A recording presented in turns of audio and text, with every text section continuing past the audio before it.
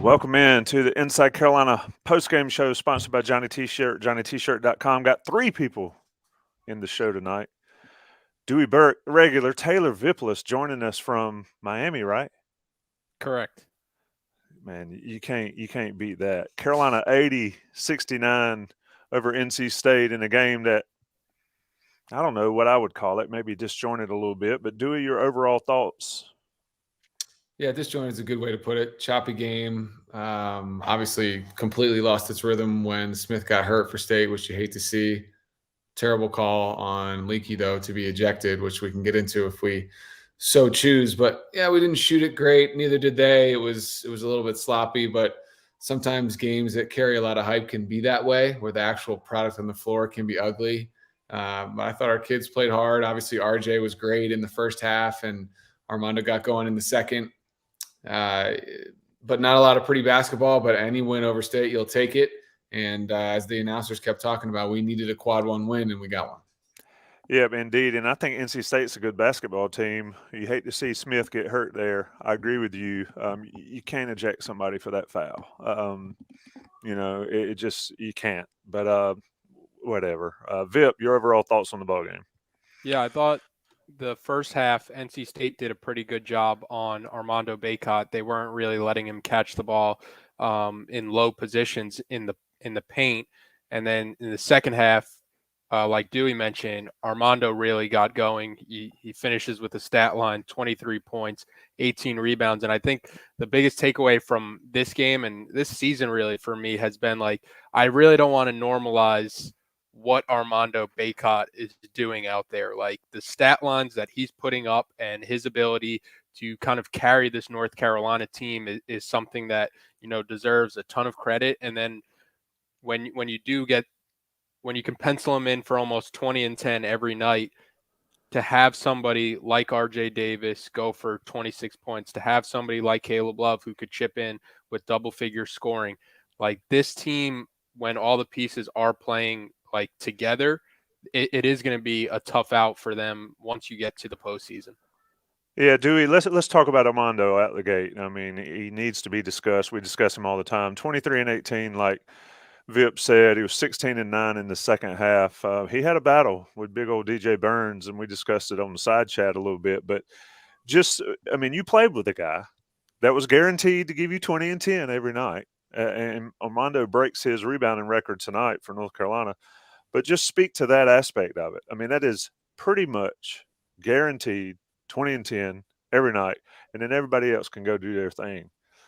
Or is it guaranteed, and this is just something that North Carolina fans need to realize is pretty daggone special? It's rare air. I mean, and that's the point that Vip was making. This is Sean May, Tyler Hansbrough, Billy Cunningham, obviously, Anton Jameson, like performance night in and night out. And that was a cool scene for him to get to break both those records at home. You love to see that. But it's what we talked about all year, Tommy. He plays harder than anybody else he plays against in the post, and his effort level and his attentiveness to finding the ball.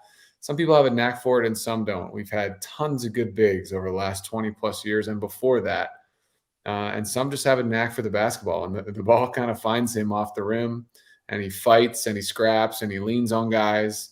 And, it wasn't a flashy 20 and 16, just solid, reliable, a couple nice finishes around the rim, shot pretty well from the free throw line. And he's just, like Taylor said, you don't want to take it for granted. It's not like this is easy, but he sure makes it look that way. He sure does. I mean, you look up in 23 and 18, and yeah, he had a lot of rebounds, but he didn't look like he was working that hard when we know he is. And that's the amazing thing about the guy. I mean, we've been watching him for 4 years now. Vip, when you look at Armando's stats, I'll tell you what I thought was one of the best of the night. He was 7 for 7 from the free throw line. RJ Davis, 14 for 14. Caleb Love, 9 for 10. You shoot 37%, and you're putting yourself in danger of losing basketball games against good offensive teams. But then you turn around and you shoot that from the line, especially Armando. What are we doing here? Yeah, I saw the NC State basketball account, their official account, was complaining about the foul calls at the end of the first half, but it was really a matchup of the team in the ACC that draws the most fouls in North Carolina versus the team in the ACC that commits the most fouls in NC State. So obviously that's going to be an advantage that plays into North Carolina's hands. You mentioned it. Carolina shoots 39 free throws, 36 of 39. When you're getting the contributions you get from Armando Bacot, and you're also getting 36 points from the free throw line, you're leaving yourselves a ton of room for error when, if certain things don't fall, if certain outside shots don't fall. If North Carolina keeps attacking the basket with this kind of efficiency at the free throw line, like it's why I think people are optimistic about North Carolina as the season goes on. And I think it's one of the ways to try to get Caleb Love involved. Like if he shoots 3 of 14 in the state game, but when he's 9 for 10 from the free throw line, he is aggressive getting to the line. And I think those are the shots that the Carolina fan base can live with him missing if he's attacking. It's more those, the heat check pulls from three that kind of drive the fan base crazy. But if he does just play this aggressive style, I don't think too many people would have a problem with that. You're supposed to be hot first before you take a heat check shot, right? Some people, yeah. I'll tell you, and Dewey, we talked about Caleb a lot, and I think midway the second half, he still didn't have a rebound, and that was what was a little bit, I don't know, it's got to be somewhat irritating to watch, even from Hubert's standpoint, is he wasn't shooting well, but he didn't have any rebounds, didn't have any assists. Well, he finished with 5 rebounds, and he got 9 of 10 free throws. Look, on the game, NC State was 12 for 12 from the free throw line. So my math is terrible, but that's like 48 for 51 from the line for both teams combined. That's got to be some sort of record. But do we speak to Love's play and then switch over to RJ's play? Two very different guys that Carolina equally needs. Yeah, I thought Caleb he stayed under control, which at times he has not. And he passed up a couple looks, even a few, honestly, that I wish he had shot. He had a couple catch and shoot opportunities that normally he would shoot it, and I was actually okay if he had shot it.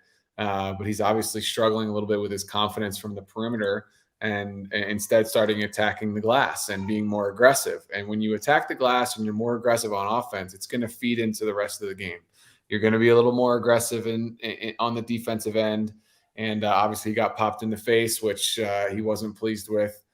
So, look, I don't know. It's the 4th podcast in a row. I maintain it's coming. I really I want to believe so badly that he's going to snap out of this funk and shoot the ball well. And the threes he missed in the first half, I really didn't think were forced. I thought they were, from a shot quality perspective, I thought they were fine. They weren't brutally challenging step backs late in the shot clock kind of thing, or really early in the possession heat check type shots like Vip said. I thought his shot quality was fine. They're just not going down. He's just in one of those funks, and it's in your head. I mean, every time you catch it and you know that you might be shooting a three, it's in the back of your head. Like, what is this the one? Is this the one that's going to snap me out of it? I mean, I watched Wayne Ellington go through it. And then he snapped out of it in that Miami game in whatever year that was.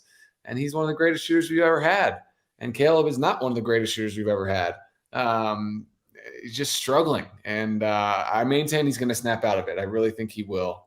And then back to RJ, completely controlled the game in the first half. Obviously terrific from the free throw line. One thing we haven't talked about a lot, and then I'll throw it back to you guys, is that kid plays with a ton of confidence. I mean, RJ Davis believes in RJ Davis. And I think that is a big reason why at his size, he's able to rebound the way he does, finish at the rim the way he does, because he's not so explosive like Ty Lawson was.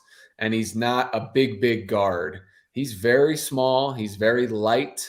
But there's a toughness and a confidence there that he plays with that I think enables his ability to have no fear amongst the trees. RJ's your guy, a New York guy, Taylor. And I don't know if you heard George Lynch today on Inside Carolina Live. He's kind of poo-pooing you New York guys a little bit. You need to listen to that. I even mentioned your name on it when he was doing it. but RJ, I mean, heart and soul of the team, right? Yeah, it's just what you expect from a New York guard.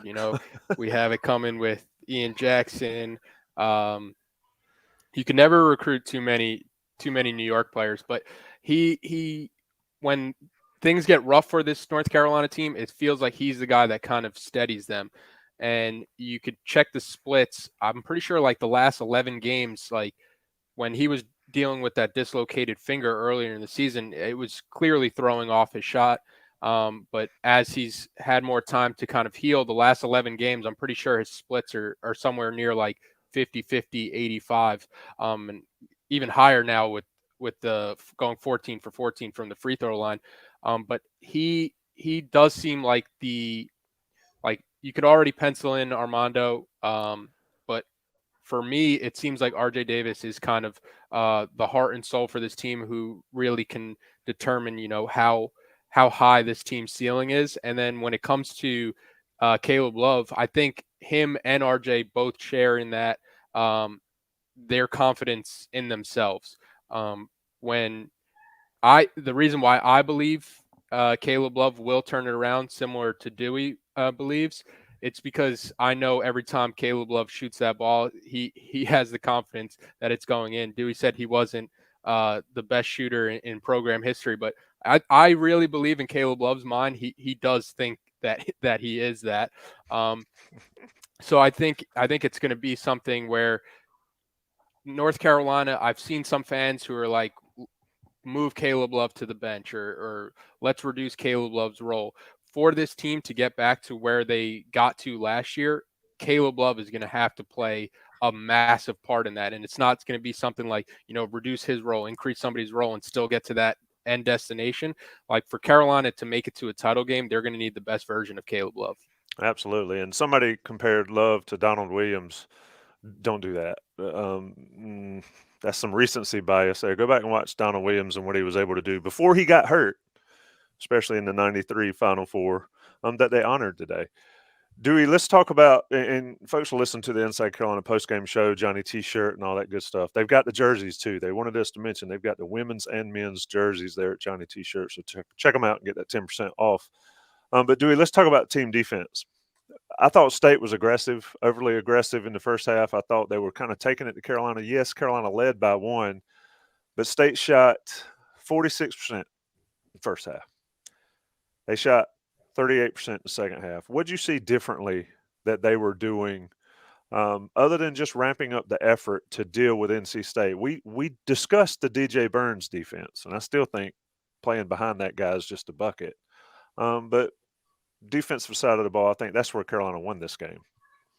Yeah, look, anytime you hold a team under 70, you feel like you did your job on the defensive end, and obviously did it the last 8 minutes without our best defender in Leakey, but they were also without their best scorer. So obviously canceled each other out, or in some sense was a hit to both teams.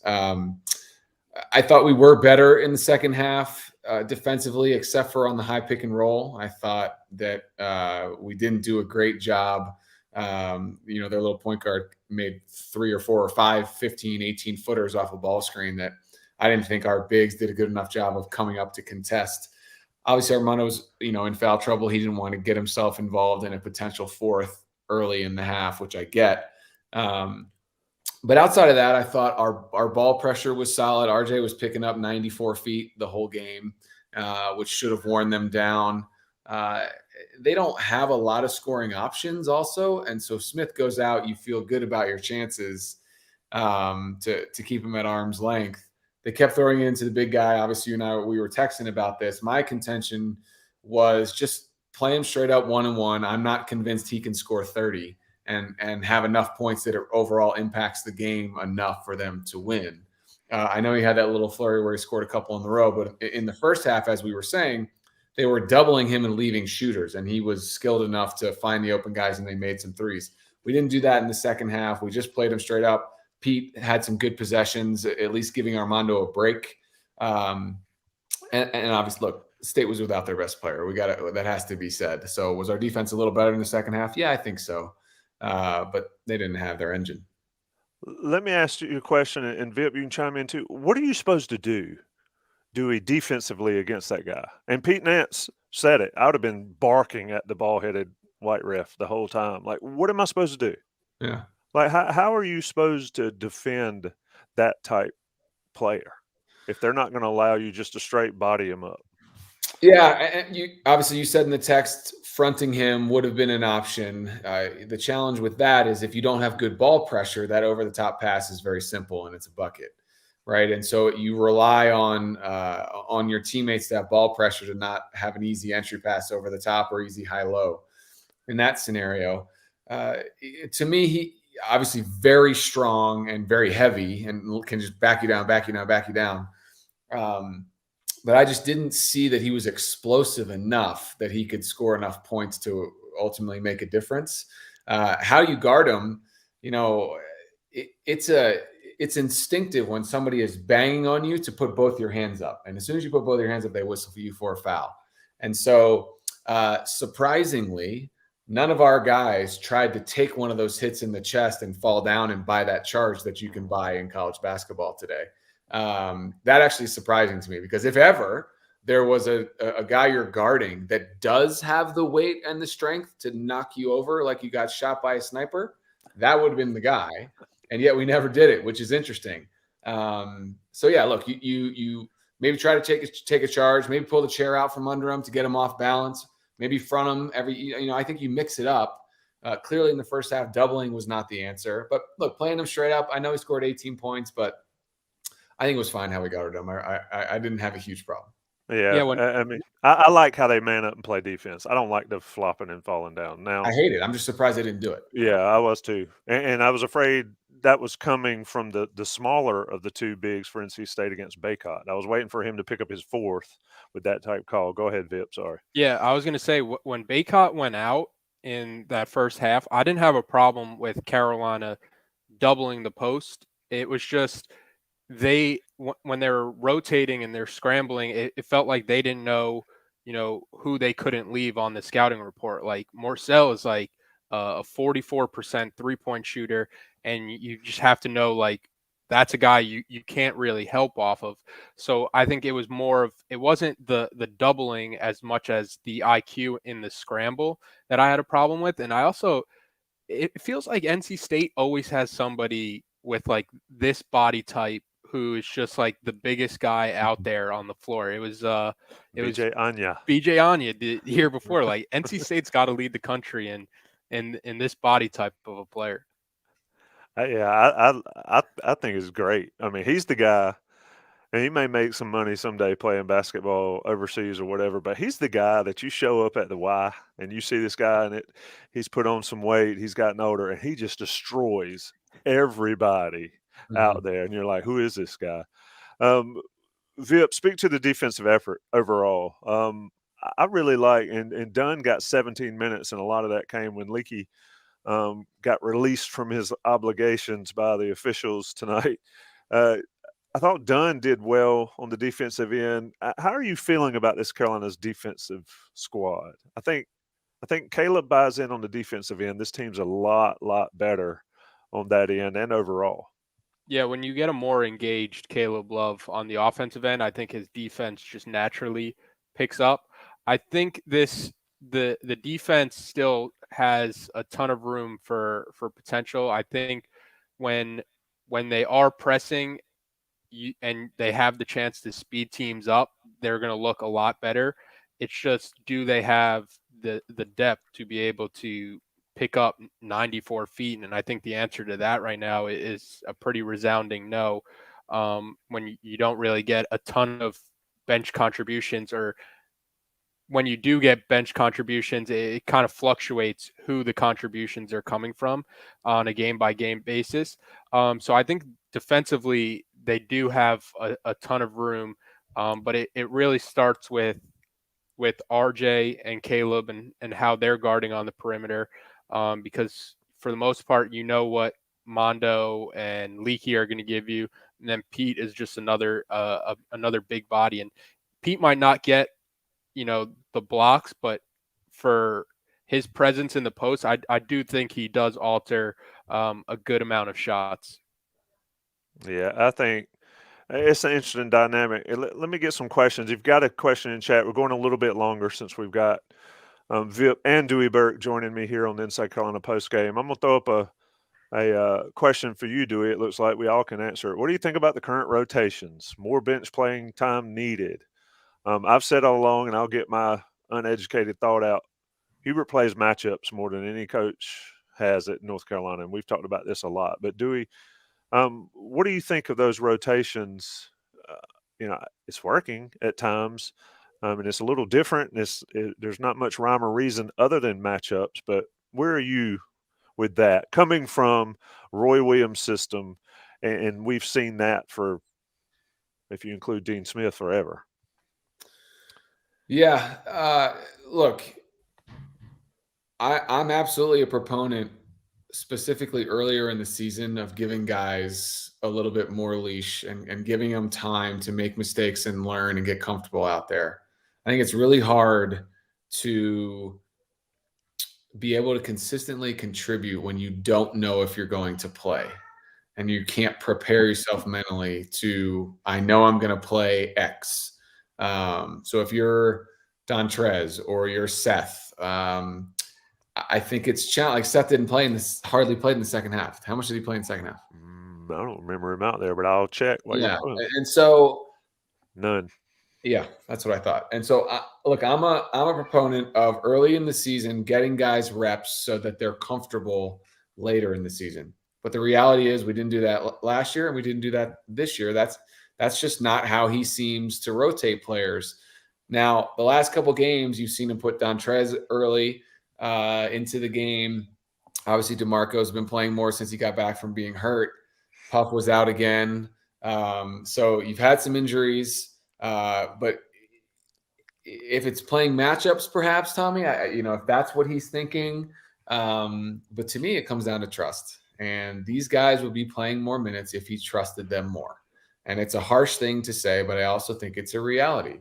To me, when you see things like guys going down and Justin McCoy getting a bunch of minutes ahead of Dontrez, who clearly has a higher ceiling, is a much better athlete, he's younger, he's explosive. Why? Why is that happening?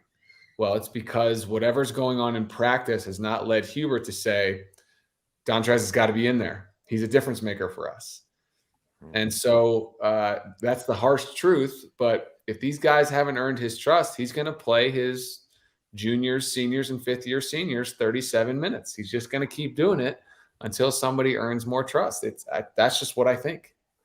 Yeah, looking at the box, somebody said Trimble came in at the very end, and I will freely admit I did not see the last 10 seconds or 20 seconds because I was getting ready to do this. But according to the box, Love 20 minutes, Davis 20 minutes, Nance 20 minutes, Bacot 19 minutes. And he came out right there at the end. What do you think, Vip? What do you think about the rotations? I agree with Dewey 100%, and I've tried to tell people Hubert Davis is going to play who he thinks can win the ball game, period. And if your guy, if you're a fan of a certain player and you want to see them out there on the floor, well, you got to trust that Hubert Davis is going to play them if he helps them win above somebody that would have to sit. What do you think, Vip? Yeah, the feel I get, I completely agree with the both of you. The feel I get is that he's rotating guys in right now to see, who could bring what.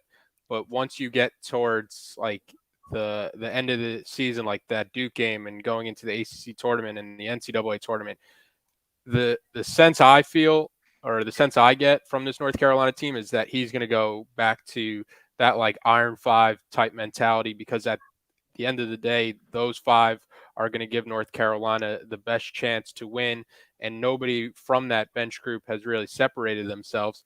But I also can see the other side of the coin, where this is something that me and Justin Jackson talked about in our last Up in the Rafters podcast, and something that Justin has had to adjust to in the NBA. Like when you don't have the chance to play through your mistakes, it's like really hard to get in the flow of a game. And I think that's what you're seeing with Dontrez Styles, with DeMarco Dunn, with Seth Trimble, where they're coming in spot minutes and they're expected to contribute, at a certain level. But when you can't work through your mistakes, or you have a short leash, or it's just hard to get in the flow of a game, it takes like a special type of person to be that like 6th, 7th guy off a bench and just be able to get hot. And I don't know if Carolina is going to have the bench contributions to make a deep tournament run, and that's kind of why I'm of the opinion that it's going to take an Iron 5 type mentality again. Yeah, I'd also add our best bench player was hurt. He didn't play today. Yep. Puff Johnson out with I think they said knee soreness in there. Somebody asking Chad about defending the post, and we kind of talked about that a little bit earlier. Charlie Shaw, if you want to go back and check that out. If you don't get that from that answer, I will ask Dewey about it again. Anything left, guys? Carolina 36-5 in the last 41 against North Carolina State. Shout out to Brian Ives since 2003, 2004. It's embarrassing. It is it's pretty rough. Are you surprised, Dewey? Given the level of disdain that you guys in that group chat have for NC State, are you surprised at 36-5 over the last 41? Serious question. It's pretty remarkable. I mean, that is surprising. It was funny. Wes said on our group chat last night that he talked to Coach on the phone last night, and before they hung up, Coach said, "Hey, I just got 2 numbers for you," and I think he said 34-5. That was my record against State. That's how they ended the phone call. So when the man at the top, 2 years out, is still reciting his record against State in a call with one of his former players, it gives you an understanding of how the program has always felt, at least under Coach Williams, how the program has always felt about NC State. So, embarrassing for them, that's for sure. It'll be interesting when they go back to Raleigh. Vip, closing thoughts. Just how embarrassing those numbers are for NC State, and just knowing through like the back channels of how much Coach Williams kind of despises that team over there in Raleigh. Like Dewey said, it really isn't surprising, and something that it seems like Coach Davis is kind of picking off where Roy left off. But I think it is going to be a battle when you go to Raleigh. Winning on the road is tough, especially in the ACC. Unless they don't have Smith, right? Yeah. If he's, Marcus Ginyard texted from the arena and said he had a big cast on his arm. So I don't know if he broke his wrist or broke his elbow when he fell. But that could be what happened. If that's the case, he's out. He's out 3 months, kind of thing. So agree with you. That's going to be always a hostile, crazy environment. But without him, they're not much. They can't compete. Yeah. No, they shouldn't. A couple numbers, plus minus, if you're so inclined to believe the plus minus or the be-all, end-all, which I am not. Love plus 17, all the way down to Trimble minus 5. And then the Davis Love and Black trio was plus 12. Some interesting numbers from the game. Armando Bacot sets the record. Tyler Hansbrough has got every record in the North Carolina book, it almost seems like. Well, not anymore. Rebound record is now Armando Bacot.